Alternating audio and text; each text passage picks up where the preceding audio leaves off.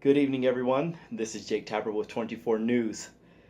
We had some breaking news out here in Olympic City, USA, as the court case we have been following hit a milestone.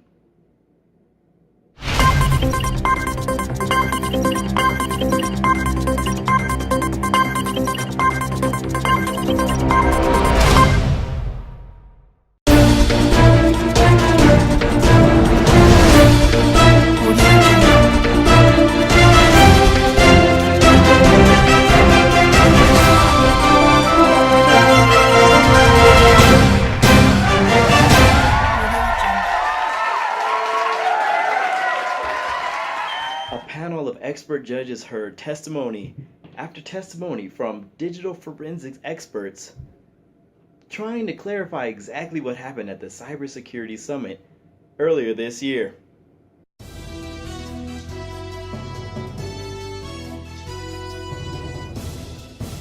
It was a spectacle, as one would imagine, as countries from all over the globe gave their testimonies here in Olympic City, USA.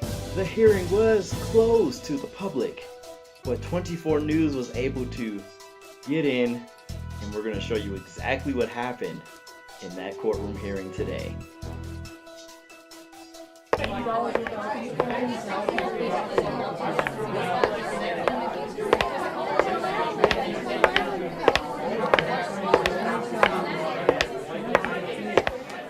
Thank you for coming. Please state your name, where you're from, and your occupation. Yes, my name is Christopher Burris with Team USA, stationed here out of Olympic City, USA. I am a digital forensics examiner and consultant. Thank you. We're going to be asking you a series of questions, so please be honest, straight to the point, and keep to the facts. What are the legal challenges associated with cyber incidents involving foreign countries? So yes, there are a lot of different legal challenges that we must overcome when you're talking about accessing data overseas in foreign countries. To do this, basically, the U.S. relies on the Mutual Legal Assistance Treaty, or MLAT, to obtain evidence from foreign countries.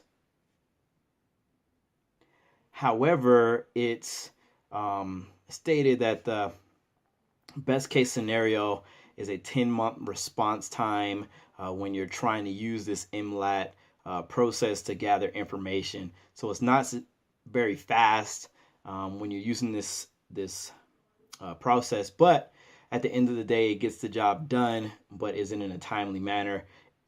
That's up for debate.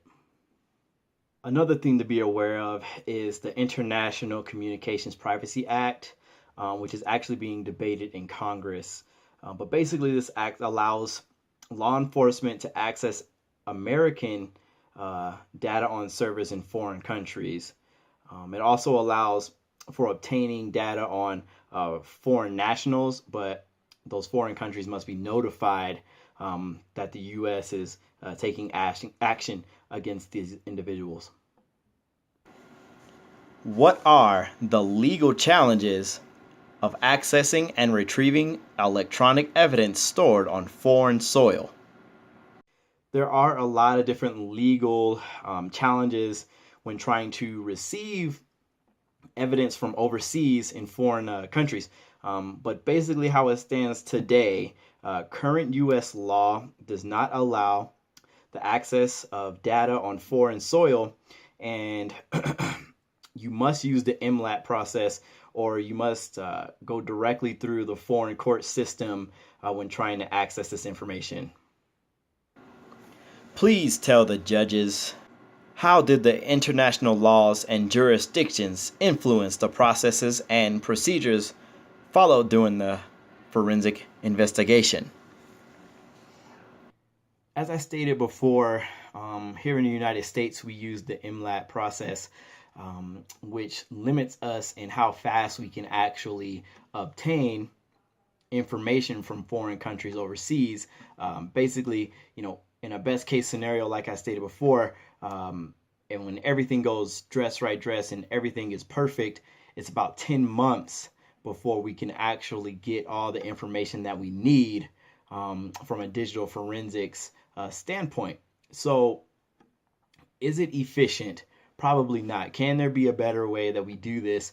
Yes, but as it is right now, the US does not allow us to access foreign databases for information on a national to gather evidence. So the different types of challenges we had to overcome as a team were making sure that we had everything done on our part so that we can move the process as efficiently as possible in the best case scenario.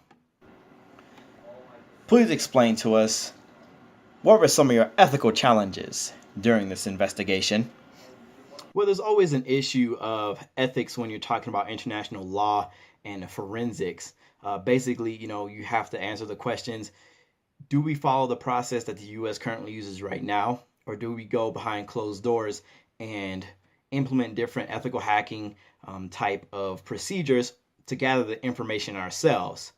But on the forefront, when you're trying to do things diligently and you're trying to do things truthfully and honestly so that you do not break trust between nations, it's best to move forward with the processes that are in place and then suggest new processes so that you are able to move the process more effectively and efficiently in the future. Thank you, sir. We're almost done. Last question. What steps were taken to protect the United States soil and its citizens during the investigation? So when you look at the United States as a whole and how we actually protect our citizens, businesses, and government entities, we take a strategic approach to cybersecurity and making sure that all the 50 states are on the same page for the most part on a regulations and policy standpoint, so that if something happens, there's a plan in place and there can be action taken accordingly in a time efficient manner. So what are these type of different policies that we kind of have in place as a general guideline here? Most of the states have in place right now today a cybersecurity strategic plan. They have incident response plans. They're working together with law enforcement to make sure that everything is dress right dress on that end.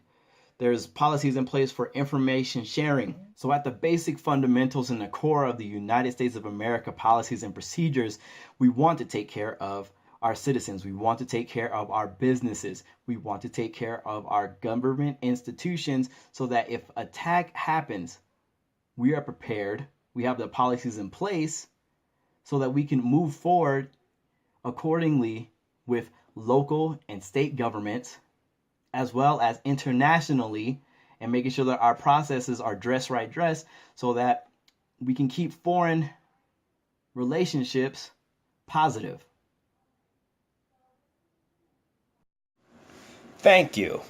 So please tell us anything else that you will want the judges to know.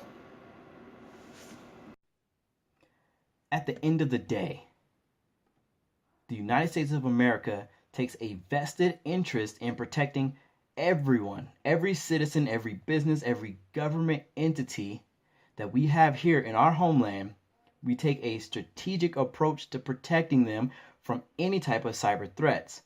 We want to have all of our bases covered if we have to tackle any type of overseas foreign attack.